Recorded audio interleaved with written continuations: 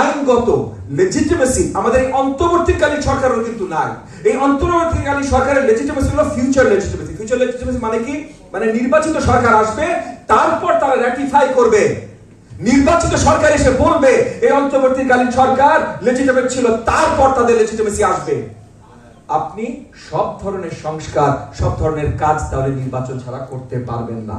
যে এই যে আইন শৃঙ্খলা কাজ করছে না, বা রাজনৈতিক দলের প্রতি আঙ্গুল তোলা হচ্ছে যে তাদের লোকজন আপনার কি বলে না টেন্ডারবাজি করছে বা লুটতরাজ করছে, তাই সরকারের তো কমপ্লেন করার কথা না, কমপ্লেন তো আমাদের করার কথা। সরকারের তো এটা রিলেটেড অ্যাকশনে যাবার কথা। সরকারকে কে থামিয়েছে আইন শৃঙ্খলা বাহিনীকে ফুল অর্ডার দিতে? যেই দলের হোক, আমার দলের হোক, এনডিএম এর হোক, বিএনপির হোক, জামাত ইসলামের হোক, যেই দলের হোক, যে তুলে নিয়ে আসেন। তারপর যদি আমরা যে সরকারের কাছে হাত পা ধরতাম, ভাই আমাদের লোকজনকে ছেড়ে দেন, তখন নাহলে কমপ্লেন করা যেত যে রাজনৈতিক দল হস্তক্ষেপ করছে। আপনার আইন শৃঙ্খলার গ্যারান্টি দিতে পারছেন না, আপনাদের কাজ আপনারা করতে পারছেন না, দোষ সব রাজনৈতিক দলের। এইভাবে ভাই আলোচনা হইতে পারে না। তাইলে নির্বাচন দেন, যেই রাজনৈতিক দল, দেখেন যে কোনো রাজনৈতিক দল আসতে পারে। একটা জিনিস কিন্তু আজকে পরিষ্কার হয়েছে যে 24 বছর সঠিকভাবে কোনো নির্বাচন হয় না। সো আমরা কিন্তু আসলেই জানি না ভাই কোন রাজনৈতিক দলের ভোট এই মুহূর্তে বাংলাদেশে কত, আমরা আসলেই জানি না। হতেই পারে, আমরা ধরে নিতেই পারি যে বিএনপির হয়তো সবচেয়ে বেশি, কিন্তু সবচেয়ে বেশি কত বেশি? 99% না 29%? কত বেশি এটা আমরা আসলেই জানি না। সো জনগণের হাতে জনগণের অধিকার তুলে দিতে হবে। এবং ইকোনমিক স্টেবিলিটি, আজকে পরিষ্কার আঙ্গিকে যতগুলো আমাদের মিত্র দেশ আছে, যেগুলো মিত্র না ভাই, তারা আপনি বলেন জাপান, আমেরিকা, ইউরোপিয়ান ইউনিয়ন, আপনার কি বলে চায়না, ইভেন ইন্ডিয়া, সবাই পরিষ্কার ভাবে বলে দিয়েছে অর্থনৈতিক চুক্তি বা কোনো ধরনের চুক্তি বাংলাদেশের সাথে নতুন কিচ্ছু হবে না যতক্ষণ পর্যন্ত একটা নতুন নির্বাচিত সরকার না আসে। আর যে কোনো ব্যবসায়ীর সাথে জিজ্ঞেস কথা বলে, ব্যবসায়িক প্রতিষ্ঠানের সাথে কথা বলে, একদিকে তো তারা কোনো আইনি নিশ্চয়তা পাচ্ছে না, ঠিকভাবে ফ্যাক্টরি চালাতে পারছে না, তাদের অর্ডার সব বিদেশ চলে যাচ্ছে। 2 নম্বর হলো তারা যদি পারতো তারা ইনভেস্টমেন্ট নামাবে না, কারণ এখন অনিশ্চয়তা, স্টেবিলিটি নাই ভাই। 5 বছরের সরকার বা 4 বছরের সরকার ভালো হোক খারাপ হোক, আমি জানি এই পলিসি 4 বছর আছে, এই পলিসি 5 বছর আছে, তখন তারা নতুন করে ইনভেস্ট করবেন। সো পলিটিক্যাল এবং ইকোনমিক স্টেবিলিটি আনবার জন্য নির্বাচনের প্রয়োজন। পাবলিক ট্রাস্ট, এই যে আমরা অনেকে কথা বলি এবং আমাদের অভ্যাস আছে, আমি যে এই অভ্যাসের বাইরে আমি নিজে তা না, আমরা অনেকে কথা বলি এমন ভাবে যে জনগণ কি চায় আমরা জানি।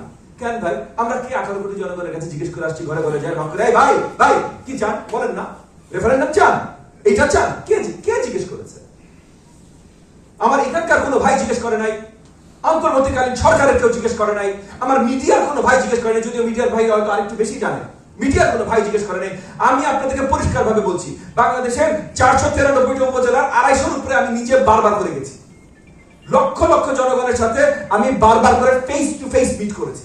আমি আপনাদেরকে বলছি আমি জানি না বাংলাদেশের জনগণ কি চায়। কেন?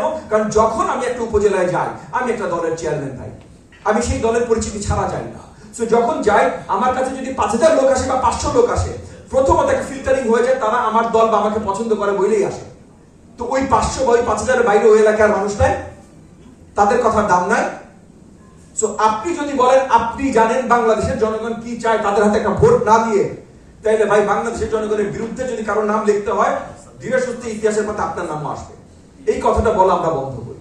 বাংলাদেশের জনগণের কি চায় এটা বাংলাদেশের জনগণের হাতে আমরা তুলে দিই। ইনস্টিটিউশনাল রিফর্ম গুলো যদি সঠিকভাবে করতে হয়, সেখানে যেমন জনগণ কি দেখতে চায় সেটা প্রতিফলন দেখতে পারতে হবে, একইভাবে ওই ক্ষমতাটা হাতে থাকতে হবে যে ইনস্টিটিউট গুলো আমরা রিফর্ম করতে পারছি। আজকে এই টেবিলে যারা বসে আছেন, যারা রাজনৈতিক অঙ্গনে আছেন বা যারা রাজনৈতিক অঙ্গনে নাই, আমি তাদেরকেও যদি জিজ্ঞেস করি যে আজকে কোন একটা বড় ইনস্টিটিউশনের নাম বলতে পারবেন বাংলাদেশ সরকারের সাথে সম্পৃক্ত, যেখানে এখনো গত 16 বছরে যাদেরকে বসানো হয়েছে এবং শুধু বসানো অনেক দোষর হিসাবে বসানো হয়েছে, তারা এখন আর নাই? এমন একটা ইনস্টিটিউশনের নাম বলতে পারবেন? এমন একটা থানা পুরো বাংলাদেশে বলতে পারবেন যেখানে প্রত্যেকটা এসআই বা ওসি চেঞ্জ করতে পারা গেছে, যাদেরকে গোপালগঞ্জ কোটায় বসানো হয় নাই, যাদেরকে ছাত্রলীগ বা যুবলীগ কোটায় বসানো হয় নাই?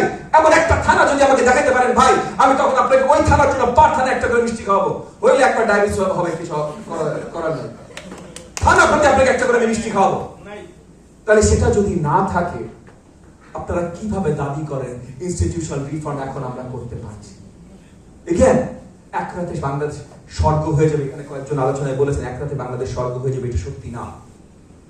কিন্তু প্রসেসটা যদি আমরা অবাস্তবিক ভাবে চিন্তা করি, আমরা যদি বিশ্বাস করি এক রাতে স্বর্গ হয়ে যাবে, তাহলে আসলে যে উন্নয়নটা সম্ভব ছিল, আসলে গণতন্ত্র যাত্রায় যতদূর যাওয়াটা আমাদের দ্বারা সম্ভব ছিল, সেটাতেও আমরা সুফল পাবো না, সেখানেও আমরা ব্যর্থ হব।